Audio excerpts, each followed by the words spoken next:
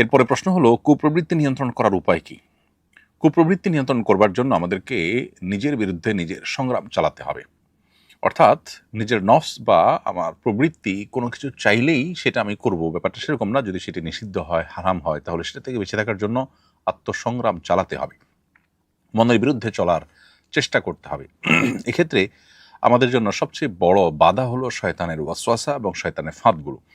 এই জন্য একজন ইমানদার কুপ্রবৃত্তিকে নিয়ন্ত্রণে রাখবার জন্য নিজের প্রচেষ্টার পাশাপাশি শয়তান যেন কোনোভাবে তাকে দুর্বল করে ফেলতে না পারে, শয়তান যেন কোনোভাবে তার উপরে প্রভাব বিস্তার করতে না পারে, সেজন্য সচেষ্ট থাকতে হবে।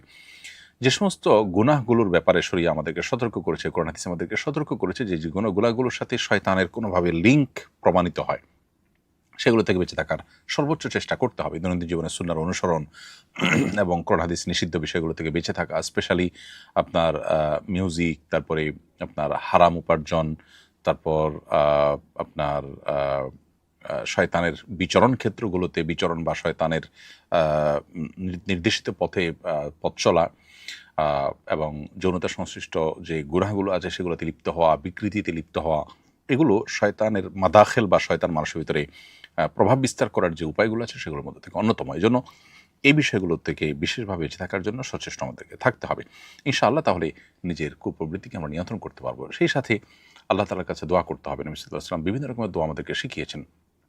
আল্লাহুম্মা আতি নাফসি তাকওয়াহা ওয়া যাক্কিহা ওয়া আনতা খায়রু মান যাক্কাহা।